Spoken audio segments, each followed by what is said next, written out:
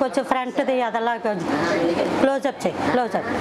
Okay, అంతే చాలండి. వచ్చేనాను. Praise the Lord. Hallelujah, hallelujah. మన దేవుడు ఎంతో గొప్ప దేవుడు. ఆయన శక్తి సంపన్నుడు. ఆయన యొక్క అద్భుత కార్యాలు వర్ణించలేనివి.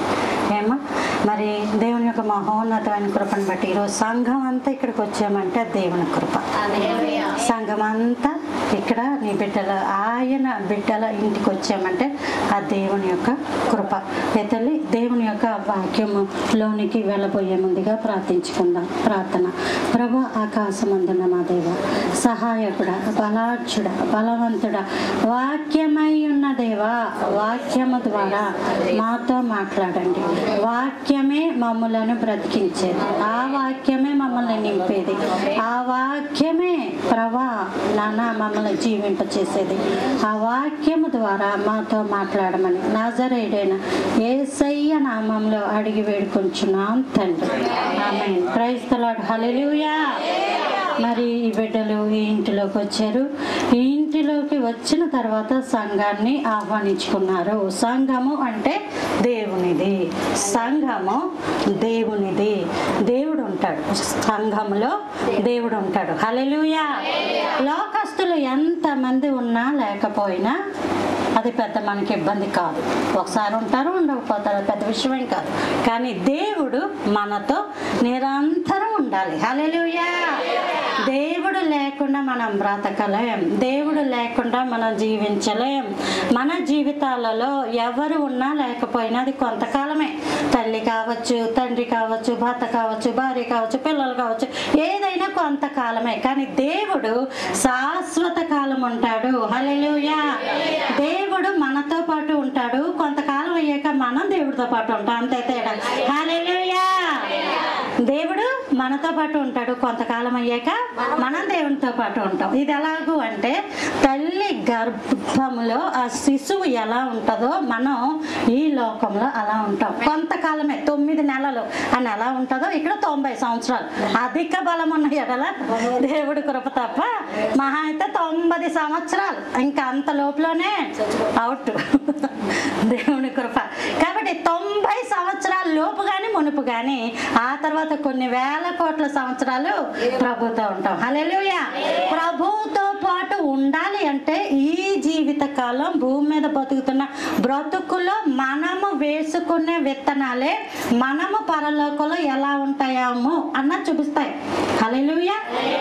తల్లి గర్భంలోంచి శిశువు బయటికి వచ్చిన తర్వాత ఆ తల్లి తిన్న ఆహారము ద్వారా, ఆ తల్లి ఇచ్చిన బలము ద్వారా ఆ బిడ్డ శిశువు అందంగా రూపుదిద్దుకొని మంచి రూపము, ఎముకలు, మూత్రపిండాలు, కిడ్నీ, గుండె ఇవన్నీ రూపుదిద్దుకుంటాయి. అవునా? ఒకసారి తల్లి గర్భం నుంచి వచ్చిన తర్వాత అవే పెరుగుతాయి, అంతే. అమ్మ అర్థమైందా? అలాగే మనము ఈ లోకంలో ఈ చేస్తున్న ప్రార్థన, వాక్యము, భక్తి, ఆరాధన సమస్తము కూడా పరలోకానికి మనల్ని మనం రూపుదిద్దుకుంటున్నాం. హల్లెలూయా. ఒక్కసారి పరలోకానికి వెళ్ళాక నేను ఇంకా బాగా చేద్దాం అనుకున్నాను, ఇంకా ప్రార్థనలకు వెళ్దాం అనుకున్నాను, ఇంకా ఉపవాసాలు ఉందాం అనుకున్నాను, ఇంకా చేద్దాం అనుకున్నాను అంటే అవకాశం ఉండదు. హల్లెలూయా.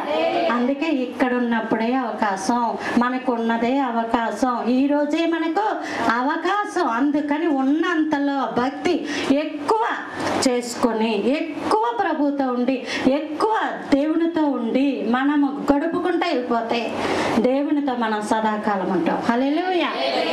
గృహము అన్నది మనము నివసించే ఆలయం. ఇంకోటి ఏంటంటే గృహము అన్నది దేవుడు నివసించే ఆలయం కూడా. హల్లెలూయా. హల్లెలూయా. చాలా మంది లోకంలో ఉన్న వాళ్ళు లోకంలో ఉన్న పద్ధతుల ప్రకారం ఇళ్లలో ప్రవేశం, అద్దెలైనా సరే లోక ప్రకారంగా వస్తున్న వాళ్ళు ఉంటారు. అయితే మనం ప్రభువుని నమ్ముకున్నాం కాబట్టి జీవ గ్రంథాన్ని చేత పట్టుకొని మనం బైబిల్ పట్టుకొని అడుగు పెడతాం. అయితే జీవ గ్రంథాన్ని చేత పట్టుకొని అడుగు పెట్టిన మనం ఉంటున్న ఇల్లు దీవించబడాలి బ్రతకాలి. హల్లెలూయా. లోకానికి మనకు ఉన్న తేడా ఏమిటి అంటే మనము దేవుణ్ణి పట్టుకుని బ్రతుకుతాం, లోకాన్ని పట్టుకుని బ్రతుకుతారు. వాళ్ళు ఎక్కడికో వెళ్తుంటారు, ఇవేవో చేస్తుంటారు. అది అలా ఉంటే మంచిదట, ఇది ఇలా ఉంటే మంచిదట, ఇక్కడ అది పెడితే మంచిదట, అక్కడ ఏదో పెడితే మంచిదట, ఇవాళ ఏదో చేస్తే మంచిదట అని మంచి గురించి వెతుకులాటలు వెళ్ళిపోతాం. అదే దేవునితో ఉన్నవాళ్ళు దేవుడు ఉంటే మంచిది. హల్లెలూయా, హల్లెలూయా. యెహోవా అందరికీ ఉపకారి, ఆయన ఉత్తముడని రుచి చూచి తెలుసుకోండి అన్నారు. దేవుడు మనతో ఉంటే మంచిది, దాన్ని మించిన మంచిది ఈ లోకంలో ఇంకెక్కడా లేదు. ఏనానా? అయితే గృహము దీవించబడాలి అంటే నిర్గమాకాండము 20వ అధ్యాయం, నిర్గమాకాండము 20వ అధ్యాయంలో మొదటి వచనం వివరించి చెప్పాను. నీ దేవుడైన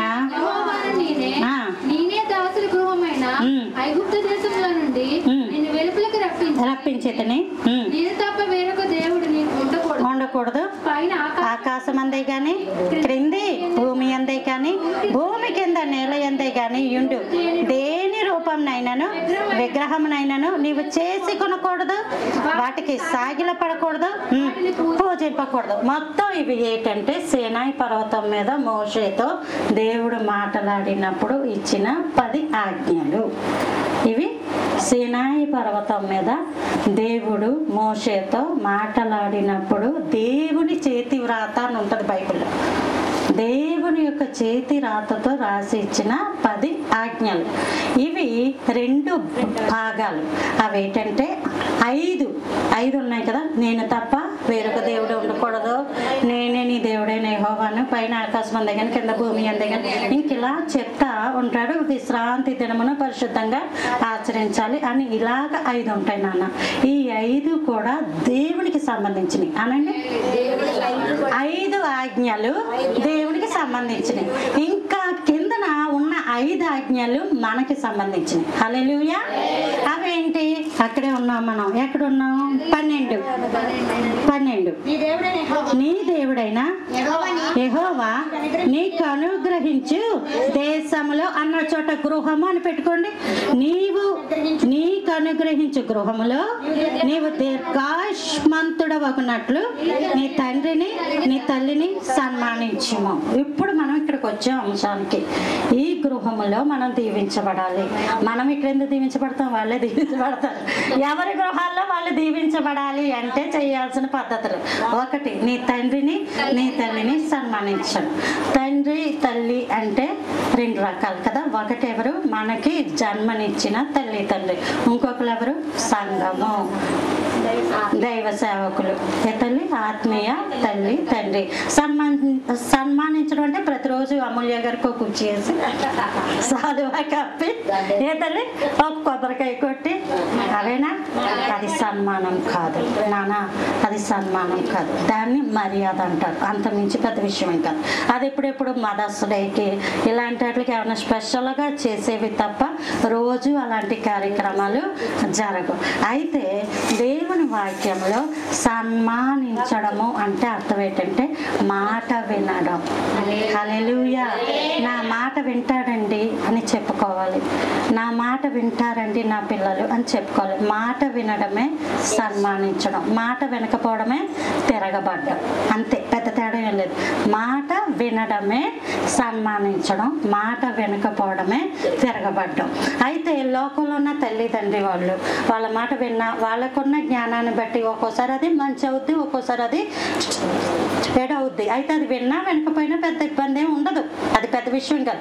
అయితే నీ దేవుడు సంఘము ద్వారా నీతో మాట్లాడుతున్న మాటలు ఖచ్చితంగా విని తీరాలి. హల్లెలూయా. దేవుని మాటల్లో దోషం ఉండదు, దేవుని మాటల్లో హాని ఉండదు, దేవుని మాటల్లో అపాయము ఉండదు. సన్మానించ సన్మానించడం అంటే అర్థం ఏంటి నాన్న? మాట వినడం. మాట వినడం, మాట వినడాన్నే సన్మానించడం అంటారు. నీ తల్లిని నీ తండ్రిని సన్మానించాలి. ఇంకా నాన్న నరహత్య చేయకూడదు, వ్యభిచరించకూడదు, దొంగిలకూడదు, నీ పొరుగు వాని మీద అబద్ధ సాక్ష్యము పలుకకూడదు, నీ పొరుగు వాని ఇల్లు ఆశింపకూడదు, నీ పొరుగు వాని భార్యనైనాను అతని దాసినైనాను ఎద్దు అయినను గాడిద అయినను పొరుగు వాని తగు దేనినైనాను ఆశింపకూడదు అని చెప్పాను.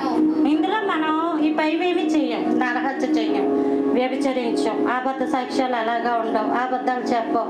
ఇంకేముంది? పొరుగు వానిది దేనినైనాను ఆశించకూడదు. ఇంకా కొంచెం కిందకు వస్తే దాసినైనాను దాసుడైనాను భార్య అయినాను దేన్ని ఆశించకూడదు అని ఉంది. మనం ఇప్పటిలోనికి వస్తే నీ గృహములో మన గృహములో మనది కాని వస్తువు ఏది ఉండకూడదు. ఈ విషయం మీరు జ్ఞాపకం ఉంచుకోండి. మన గృహములో మనది కాని వస్తువు ఏది ఉంచకూడదు. ఏదో అవసరం కొద్దీ అడిగావు, గ్లాసు, అట్ల పుల్ల, అట్ల పెనం, చీపిరి, ప్లేటు, తపేలా, ఏదైనప్పటికీ నువ్వు అడిగేవో వాళ్ళు ఏదో ఇచ్చారు. అవసరానికి కొద్దీ ఒక్కొక్కప్పుడు ఇలా అంతమంది వచ్చినప్పుడు అన్నం వాచుకునే ప్లేటు లేదా ఏదో ఒకటి అడుగుతూ ఉంటాం అవసరాన్ని బట్టి. అయితే అయిపోయిన తర్వాత మరలా అది వాళ్ళకి అప్పచెప్పేవాళ్ళు. నీ పొరుగు వానిది ఏది నీ ఇంటిలో ఉండకూడదు, నీది వేరే ఇంట్లో ఉండకూడదు. హల్లెలూయా నాన్న, అర్థమైంది ఈ మాటలు? నీ ఇంటిలో నీ పొరుగు వానిది ఏది ఉండకూడదు, నీది నీ పొరుగు వాని ఇంట్లో ఉండకూడదు. ఇంత చిన్న పిల్లల కానుంచి కూడా పలక పుల్ల, పెన్ను, పుస్తకం, బ్యాగ్, జోడు, బెల్ట్, షార్టు, షర్టు, ఏదైనప్పటికీ నా పిల్లలతో సహా నేను చెప్తా ఉన్నాను, ఆడపిల్లలతో సహా క్లిప్పులు, రబ్బర్ బ్యాండ్లు, వాళ్ళు పెట్టుకున్నాయి కావచ్చు, చెవిలీలు కావచ్చు, ఏదైనప్పటికీ నీ పొరుగు వానిది నీవు ఆశించకూడదు. అంటే అది నాకు కావాలి అని ఆశించకూడదు. ఒకసారి అడగచ్చు, అయిపోయిన తర్వాత ఇచ్చేవాళ్ళు, అది నీ దగ్గర ఉండకూడదు. ఎప్పటి నుంచి ఎప్పటిదాకా? సూర్యోదయం నుంచి సూర్యాస్తమయం లోపే ఒక రాత్రి నీ దగ్గర నీది కాని వస్తువు ఉండకూడదు. ఎందుకు ఈ మాటలు మీతోటి చెప్తున్నానంటే నీ గృహం దీవించబడాలి. హల్లెలూయా, నీ గృహాలు దీవించబడాలి. మా ఇంటిలో మాది కాని వస్తువులు ఉండకుండా చూసుకుంటాం. అందుకే ఎవరేమి ఇచ్చినా తోమేసి బయట బెంచి మీదే ఉంచుతాను నేను. అడుగుతారు చాలా మంది, అమ్మగారండి అక్కడ పెట్టేసారు ఏంటి అని. ఎందుకంటే దేవుడు ఎక్కడ ఏమన్నాడు? నీ ఇంటిలో నీది కానిది ఏది ఉండకూడదు, నీ ఇంటిలో ఒక్క నిద్ర చెయ్యకూడదు, నీది కాని వస్తువు నీ ఇంటిలో నిద్ర చేయకూడదు. అప్పుడు వాళ్ళు ఏదైతే ఇస్తున్నారో వాళ్ళకి తెలియకుండానే, వాళ్ళకి నువ్వంటే చాలా ప్రేమ, నువ్వంటే చాలా ఇష్టం, వాళ్ళందరినీ మంచి కోరుకునే వాళ్ళే, కానీ ఇస్తున్నది ఏదైతే ఉందో ఆ ఇస్తున్న దాంట్లోంచి అపవాది కూడా ప్రవేశిస్తాడు. ఈ మాటలు మీరు జాగ్రత్తగా గుర్తుపెట్టుకోవాలి. నీ ఇంటిలోకి వాళ్ళని అట్ల పుల్ల అడిగావు అనుకోవచ్చు, వాళ్ళు ఇచ్చారు అట్ల పుల్ల, ఆ అట్ల పుల్ల నువ్వు ఇలా పట్టుకున్నావు. అట్ల పుల్ల ఇప్పుడు కరోనా ఎలాగమ్మా వచ్చింది? ఎలా వచ్చింది మరి? అంటు వ్యాధితోటే వచ్చింది. దయ్యం ఎలా వస్తుంది? కాలి ధూళి ద్వారా వస్తుంది, చెడు మాట ద్వారా వస్తుంది, చెడు చూపు ద్వారా వస్తుంది. అవునా కదా? ఆలోచన ద్వారా వస్తుంది. వాళ్ళు చాలా మంచోలే, నీ ఇంటి పక్కోలే, నీకు ఎదురుగా ఉన్న వాళ్ళే, నీకోసం ప్రాణం పెట్టేవాళ్ళే. అయినప్పటికీ నువ్వేదో అడిగా నీకు నా ఇబ్బందిని బట్టి వాళ్ళు అది ఇచ్చారు. వాళ్ళు ఇచ్చిన తర్వాత పని అయిపోయాక శుభ్రంగా తోమేసి పట్టుకెళ్ళి ఇచ్చేవాల్సిందే. అది నీ ఇంటిలో ఉందంటే ఏదో బలహీనత వాళ్ళ ద్వారా వస్తుంది. బైబిల్ ఇక్కడ నేను కాదు, బైబిల్ ఇక్కడ ఏం చెప్తుందంటే యెహోషువ కాలంలో యోర్దాను అనే ప్రాంతం ఉంది, అది దాటి వెళ్ళాక ఎరికో అనే ప్రాంతం ఉంది. ఆ ఎరికో గోడలు ఎత్తైనవి, అవి ప్రాకారములు. దేవుడు ఏమన్నాడంటే ఎరికోలో ఉన్నదంతా సవితమైనది, దానిలో దేనిని మీరు ముట్టకూడదు. అంటే అంటే మీరు అనొచ్చు, అదండి శపితమైందండి అనొచ్చు. అయితే ఇక్కడ ఇంకొక మాట చెప్తాను. ఆదాము అవ్వలు తినవద్దు అన్న పండు తిన్న తర్వాత దేవుడు వారిని బట్టి భూమిని శపించాడు. అవునా కాదా?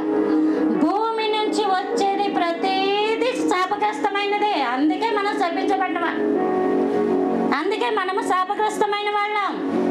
ఈ తింటున్న ఆహారం కూడా శాపగ్రస్తమైనదే. ఆహారం ఎక్కువ తింటే రోగాలు ఎందుకు వస్తాయి? మరి అన్నం ఎక్కువగా తింటే రోగాలు ఎందుకు వస్తున్నాయి? ఇప్పుడు ఎంతైనా అంటారు రోగాలు తగ్గాలి అంటే మీరు అన్నం తినడం మానేయండి, మీరు షుగర్ ఉంది కాబట్టి అన్నం తినడం మానేయండి, ఇంతే తినండి, ఇంతే తినండి, ఇంతే తినండి అని ఎందుకంటున్నారు? ఎందుకంటున్నారు నాన్న? ఇది శపితమైనది, నేల శపితమైనది. మనం అందులోనే ఉన్నాం, మనం శాపగ్రస్తమైన వాటిలోనే ఉన్నాం, ఎక్కడో లేం. అయితే దేవుని దగ్గర ఉన్నాం కాబట్టి దేవుని దీవెనలు మనకు వచ్చాయి. హల్లెలూయా, హల్లెలూయా. దేవునితో ఉన్నాం, రక్షణలో ఉన్నాం, సంఘంలో ఉన్నాం, బాప్తిస్మంలో ఉన్నాం. మనం ఆయన అలంకరించుకుని ఉన్నాం. మన దేహాన్ని దేవునికి ఆలయముగా ఇచ్చేసుకున్నాం. అందుకని ప్రతిదీ కూడా శాపగ్రస్తమే. మనం ప్రార్థించినప్పుడు, దాన్ని ఆహారంగా ఇచ్చుకుంటున్నప్పుడు, దాన్ని మన ఇంటిలో ఉంచుకున్నప్పుడు అదేమవుతాయంటే దీవించబడతా ఉంటాయి. హల్లెలూయా. అయితే అక్కడ కూడా సేమ్ అంతే. యెరికో అన్న చోట యెహోషువ వెళ్తాడు, యుద్ధం చేస్తాడు. అయితే అక్కడ ఏమైంది నాన్న? అక్కడ ఏమైంది? మనం ఎక్కడున్నాం? యెహోషువ గ్రంథం 6వ అధ్యాయం 17వ వచనం. యెహోషువ గ్రంథం 6వ అధ్యాయం 17వ వచనం. 6వ అధ్యాయము 17. ఈ పట్టణములో దీనిలోనున్నది యావత్తును యెహోవా వలన శపింపబడెను. చూసారా? భూమి శపించబడ్డది. ఏనా? ఆదాము శపించబడ్డాడు, అవ్వమ్మ శపించబడ్డది. మనం ఎక్కడున్నాం ఇప్పుడు? శపితమైన దాంట్లోనే ఉన్నాం. అయితే ఉన్నా మనం ఏం చెయ్యాలంట? అక్కడ ఉంది యెహోవా వలన శపింపబడెను. ఇంకా 18 నాన్న. శపింపబడిన దానిలో కొంచెమైనా మీరు తీసుకొని ఎడల మీరు శాపగ్రస్తులై. చూసారా? అదవుతుందా నాన్న? మనం ఏది కొనుక్కున్న ప్రార్థన ఉంటుంది అక్కడ. మనం ఇంటిలోకి వచ్చేటప్పుడు ప్రార్థించుకొని వస్తాం, మనం వెలుపలికి వెళ్తా ఉన్నప్పుడు ప్రార్థించుకొని వెళ్తాం, ఇంట్లోకి వచ్చాక ప్రతిరోజు ప్రార్థన నూనె వేసి ప్రోక్షించుకుంటాం. అందరం కూడా నుదుటి మీద సిలువ వేసుకుంటాం. ఎందుకు అంటే శాపగ్రస్తమైనది, శపించబడిన వాటిలో మనము నివాసం చేస్తున్నాం. ఇది తప్పదు. అయితే ఈ శాపమును ఆశీర్వాదంగా దేవుడు మార్చాడు. హల్లెలూయా, హల్లెలూయా. ఎక్కడ నుంచి మార్చాడు? నీ ఇంటి దారబంధం నుంచి. హల్లెలూయా. మీరు ప్రార్థించుకొని, నువ్వు ఇంటి లోపలికి వస్తా ఉన్నప్పుడు ప్రార్థించుకొని రావాలి, ఇంటి నుంచి వెళ్తా ఉన్నప్పుడు ప్రార్థించుకొని వెళ్ళాలి. మనకి ప్రార్థనే తాయెత్తు పోములు ఏమన్నా ఉంటాయమ్మా? మనకి ఏముండవు. ఎన్ని వచ్చినా ఏది వచ్చినా ప్రభువే దేవుడే దిక్కు. మహా అయితే మహా గట్టిగా చూస్తే 3 రోజులు ఉపవాసమే.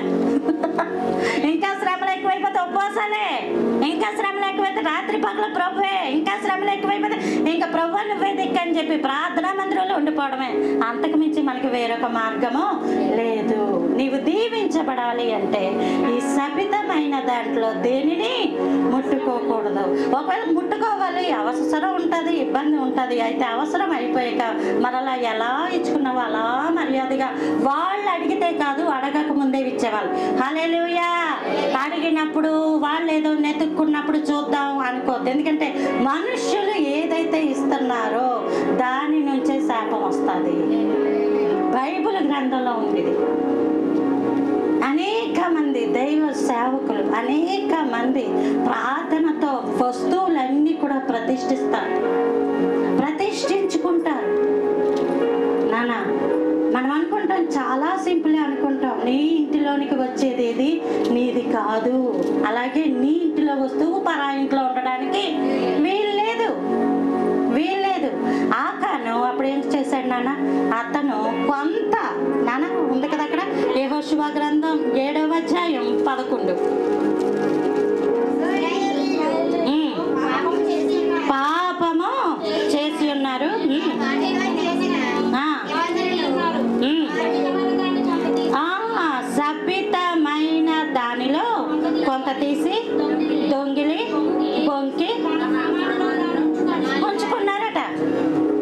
పోలేండి చదవనివ్వండి ఏమా. కొంత తీసుకొని ఆశించి, అక్కడ ఏమైనా ఉంది తల్లి? ఆశించి, ముందు ఆశపడ్డారు. అంటే ఇలాంటిది మనకుంటే బాగున్ను ఆశపడ్డారు. ఇంకా ఆశించి, దొంగిలించి, బొంకి తమ సామాన్లో పెట్టేసుకున్నారట. ఇది విగ్రహారాధన కాదు సుమా. మనం అనుకుంటాం విగ్రహారాధన వల్లే శాపాలు వస్తాయా? రావు. ఇదేం పెద్ద దొంగతనం కూడా కాదు నాన్న, అది పెద్ద దొంగతనం కాదు. మరేంటి అంటే నీది కాని వస్తువు పక్కింటి వాళ్ళది కానీ ఎవరిది కానీ ఇంట్లో ఉండకూడదు, అలాగే మనదేది ఉండకూడదు.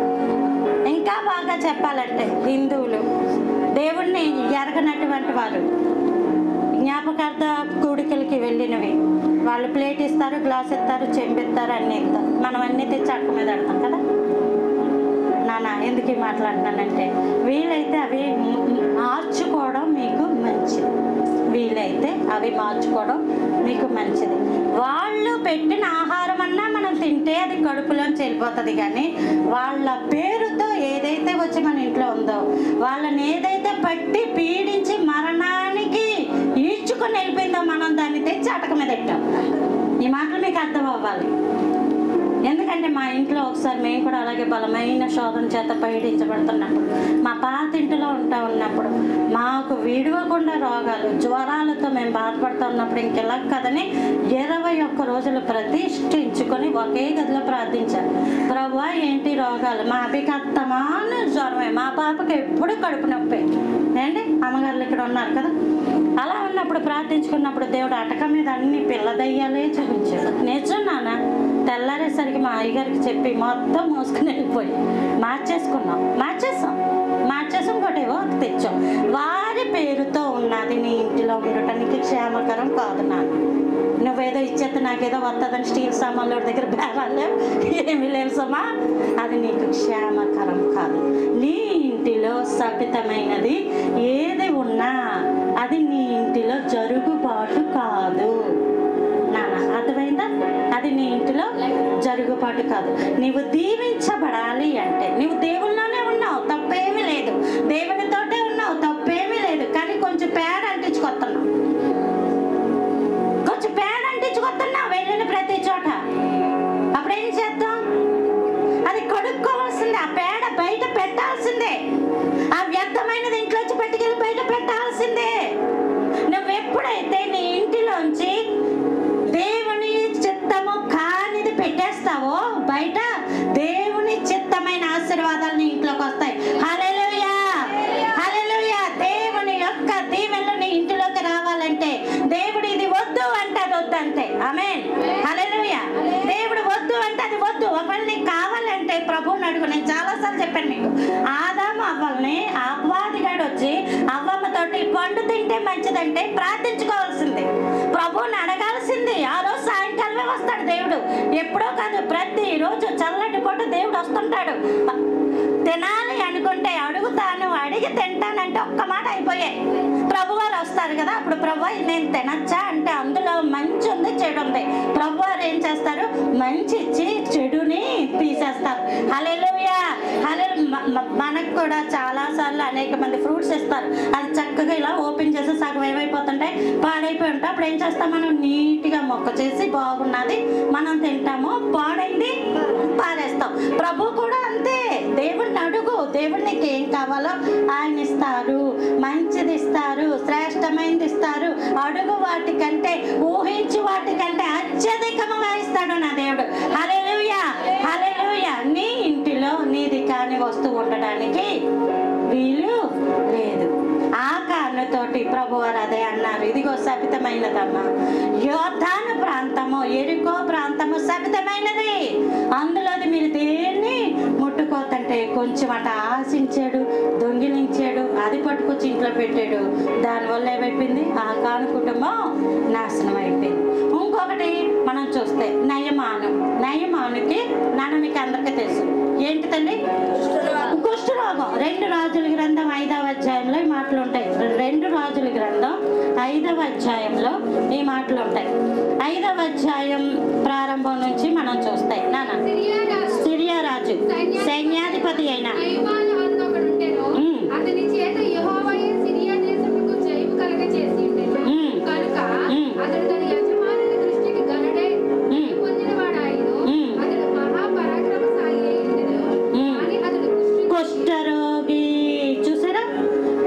గురించి చాలా రాశాడు. అతను ఎవరు?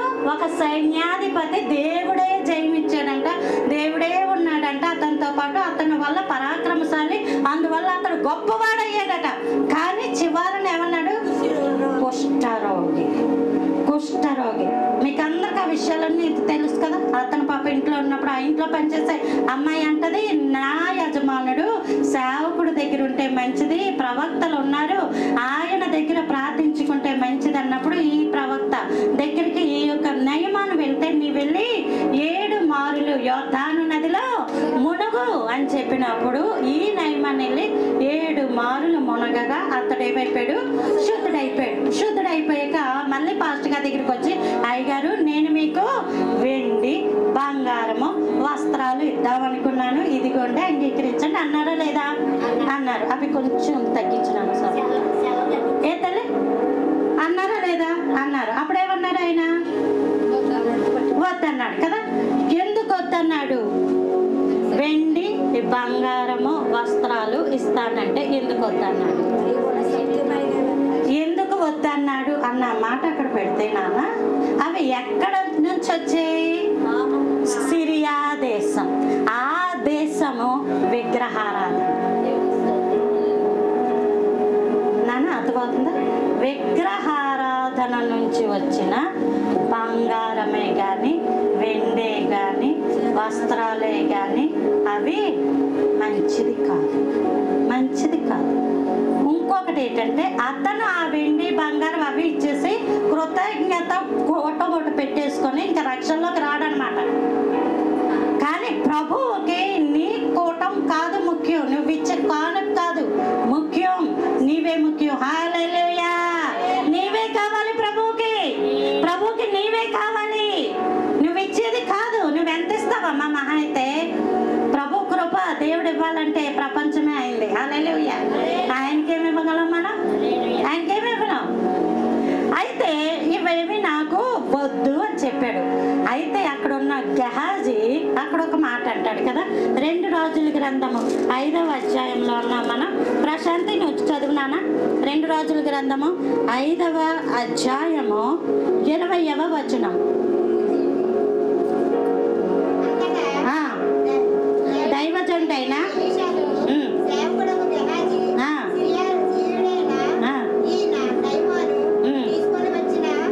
వాటిని అంగీకరించుటకు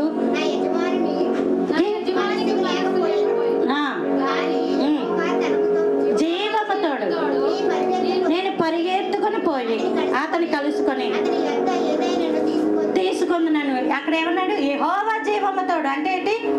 దేవుడి మీద ఆన పెడుతున్నాడు, ప్రమాణం చేస్తున్నాడు. ఎలాగెళ్తాడట? పరిగెత్తుకుని వెళ్తాడట. మళ్ళీ పరిగెత్తుకుని వెళ్తాడంట. వెళ్ళిపోయి అక్కడ ఏదైతే ఉందో దాన్ని నేను అడిగి తీసుకుంటాను అన్నాడు. ఇక్కడ ఒక మాట, మనము శపితమైనది దేవుని సన్నిధిలో ప్రార్థన చేసి తీసుకున్న శపితమైనది శపితమే, శపితమైనది శపితమే. పేడ గోంగూర పచ్చడి ఒక్కలాగే ఉంటాయి. మరి పెంటతోటే కదా పోల్చాలి. ఓకే, కానీ అది మనం ఎంత తెచ్చుకొని పెట్టినా గోంగూర పచ్చడి అవుతుందా? అవ్వదు కదా. అర్థమవుతుందా? యెహోవా జీవంతోడు అన్ని తిన్నా అవ్వదు కదా. అంటే మీకు ఎందుకు ఎలా చెప్తున్నానంటే, దేవుడు అన్నాడు, పౌలు అంటాడు, నేను ఈ లోకాన్ని పెంటగా ఎంచానన్నాడు, పెంటగా ఎంచానన్నాడు. ఈ మాటలు మీకు అర్థమవుతున్నాయా? పెంటగా ఎంచానన్నాడు. అందుకని నేను చెప్పాను. ఓకే తల్లి. అయితే యెహోవా జీవముతోడు అని వెళ్ళాడు. అక్కడికి వెళ్ళాడు. అక్కడ అంటున్న ఆ మాటలు ఎంత బాధాకరం అంటే 2 రాజుల గ్రంథము 5వ అధ్యాయంలోనే ఉన్నాం. ఏమో 22వ వచనం.